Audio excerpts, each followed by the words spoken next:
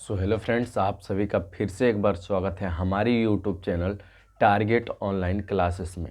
तो आज के इस लेक्चर में हम लोग देखने वाले हैं केमिस्ट्री और केमिस्ट्री का चैप्टर नंबर 1, जिसका नाम है रासायनिक अभिक्रिया एवं समीकरण। ये आपका जो होने वाला है डे नंबर 7 होने वाला है। कितना होने वाला है? 7 यानी 7 होने वाला है। तो इसका जो है 6 लेक्चर पिछले वीडियो में हम लोग करा दिया था। पार्ट 1, पार्ट 2, पार्ट 3 करके है, आप लोग देख सकते हो उसे। ठीक है, तो देखिए आज हम लोग डे नंबर 7 कराने वाला है और केमिस्ट्री का चैप्टर नंबर जो है कितना है 1 होने वाली है, यानी 1 होने वाला है। ठीक है, तो चलिए आज के इस सेशन को शुरुआत करते हैं बिना देर किए हुए।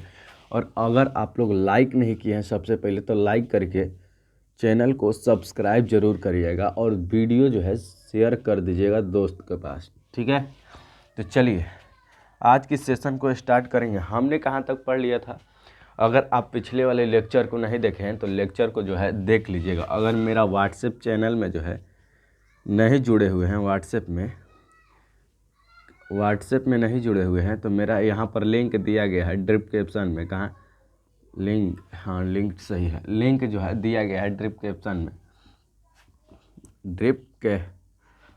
कैप्शन में दिया गया है लिंक। तो उसको जो है डिस्क्रिप्शन में जाके लिंक को टाइप करना है, सीधे व्हाट्सएप में भेज देगा। फॉलो आपको व्हाट्सएप को कर लेना है, वहीं पर आपका जो है पीडीएफ ये सब मिलता है। ठीक है, तो चलिए आज की सेशन को स्टार्ट करेंगे बिना देर किए हुए। तो सबसे पहले हम लोगों को पढ़ना है, कहाँ तक पढ़ लिए थे? एक मिनट, हम लोग पढ़ लिए थे क्या ऑक्सीकरण होता क्या है। ऑक्सीकरण या इसी को कहते हैं क्या है? ऑक्सीकरण या उसी को कहते हैं उपचयन। क्या कहते हैं? उपचयन कहते हैं। आज हम लोग समझेंगे अपचयन, यानी यहाँ पर अपचयन क्या है? एक मिनट, ऑक्सीकरण तक ले हमने पढ़ाया था। ठीक है, अपचयन या अवकरण अवकारक समझने वाला है। ठीक है, तो अपचयन या अवकारक होता क्या है? देखिए यहाँ पर जो है अपचयन क्या होता है? अपचयन या इसी को अवकारक लिखते हैं। अवकारक क्या लिखते हैं? अवकारक लिखते हैं। देखिए अपचयन या अवकारक होता क्या? अवकारक जिसमें क्या होता है, हाइड्रोजन का वृद्धि होता है। क्या होता है? वृद्धि। इस प्रकार से लिखा होता है, वृद्धि होता है। क्या होता है? वृद्धि। हाइड्रोजन का वृद्धि होता है और ऑक्सीजन का जो है कमी होता है। ऑक्सीजन का कमी होता है। तो यहाँ पर एक हम लोग डिफिनेशन यहाँ पर फार्मूला समझेंगे। क्या समझेंगे? फार्मूला। जैसे में HCl आप लोग सुने होंगे, H प्लस में Cl, यहाँ पर 2 लग जाएगा। हाँ, दोनों के पास लग जाएगा 2, यहाँ पर 2 लगेगा। ठीक है, तो क्या बनाएगा? दोनों बनाएगा 2HCl। क्या बनेगा? 2HCl। ये क्या होता है? तो ये हाइड्रोजन जो है क्लोरीन के साथ क्या हो जा रहा है? जुड़ जा रहा है। क्या हो जा रहा है? जुड़ जा रहा है। तो जुड़ने की प्रक्रिया को हम लोग क्या कहते हैं? यहाँ पर जुड़ने की प्रक्रिया को हम लोग कहते हैं और क्या है? अपचयन या अवकारक कहते हैं। ठीक है, तो यहाँ पर ऑक्सीजन कौन से जोड़ रहे हैं? केवल ऑक्सीजन जोड़ रहा है, ना कि सॉरी, यहाँ पर हाइड्रोजन जोड़ रहा है, ना कि ऑक्सीजन जोड़ रहा है। ठीक है, तो यहाँ पर हाइड्रोजन की जुड़ने की प्रक्रिया को हम लोग क्या कहते हैं? जुड़ने की प्रक्रिया को हम लोग कहते हैं अवकारक या अपचयन कहते हैं। ठीक है, तो इसका जो है डिफिनेशन हम लोग लिखेंगे। डिफिनेशन क्या लिखेंगे? देखिए, वह रासायनिक अभिक्रिया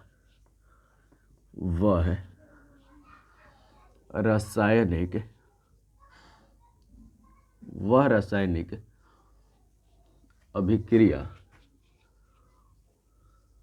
रासायनिक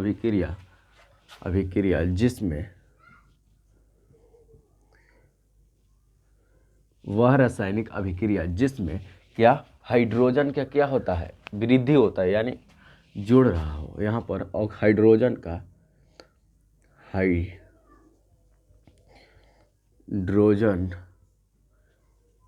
वृद्धि होता है।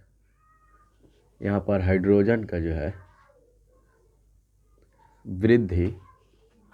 वृद्धि होता हाइड्रोजन का वृद्धि और ऑक्सीजन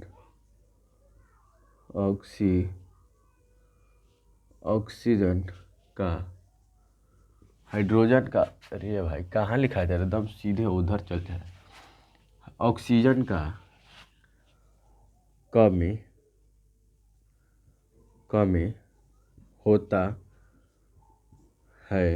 होता है उसे क्या कहते हैं, अपचयन कहते हैं। अपचयन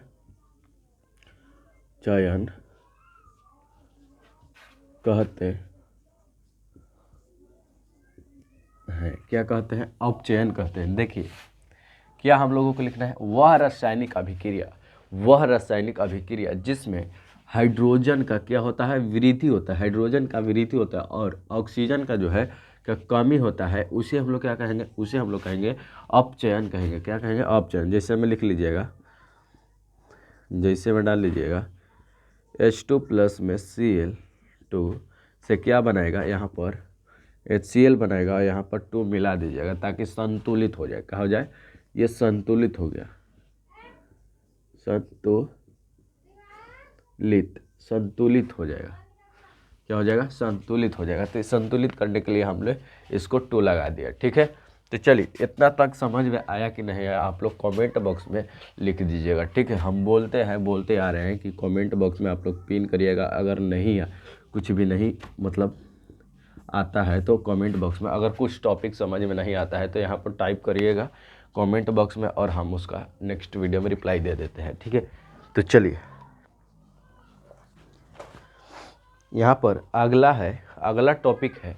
देखिए आप लोगों को जो है वियोजन पढ़ाए थे। ठीक है, तो वियोजन जो है 3 प्रकार के होते हैं। किस प्रकार के, 3 प्रकार के होते हैं। कौन कौन होता है आप लोगों को वियोजन हम 1 मिनट वियोजन पढ़ाए थे। ठीक है,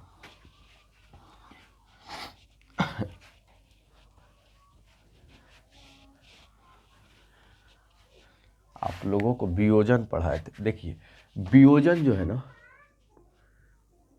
वियोजन यहाँ पर लिखेंगे, वियोजन 3 प्रकार के होता है। 3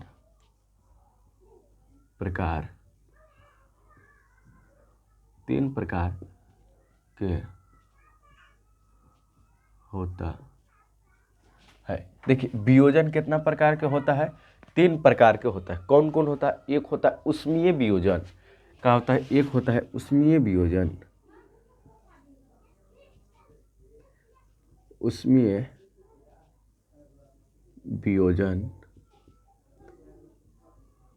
वियोजन एक होता है विद्युतीय वियोजन।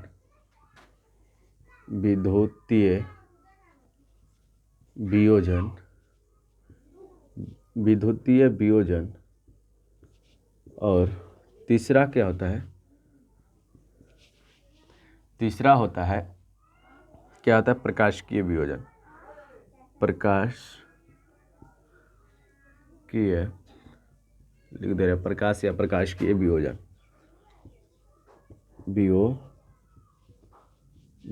क्या होता है, उष्मीय वियोजन और विद्युतीय वियोजन और प्रकाशिकीय वियोजन। ये वियोजन 3 प्रकार के होता है। कितना प्रकार के, 3 प्रकार के होता है। ठीक है, तो सबसे पहला का हम लोग डिफिनेशन समझेंगे यहाँ पर उष्मीय वियोजन का। क्या, उष्मीय वियोजन का। तो यहाँ पर पहला नंबर हेडिंग डालिएगा और उष्मीय वियोजन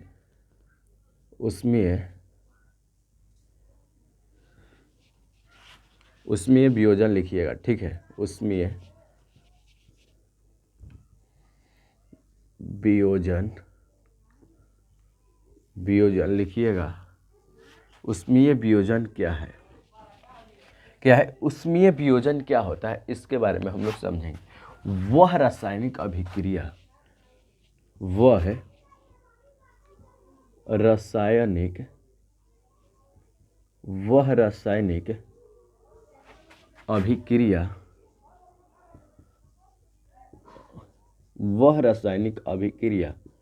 जिसमें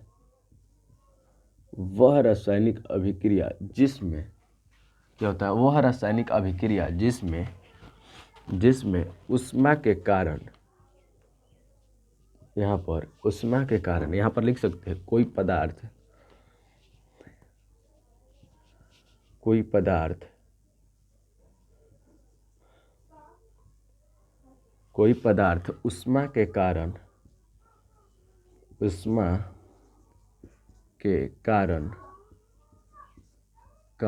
ऊष्मा के कारण टूट जाता है। क्या हो जाता है? टूट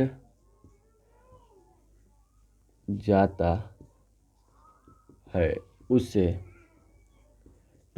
है। उसे हम लोग क्या कहते हैं? ऊष्मीय वियोजन कहते हैं। क्या कहते हैं? ऊष्मीय वियोजन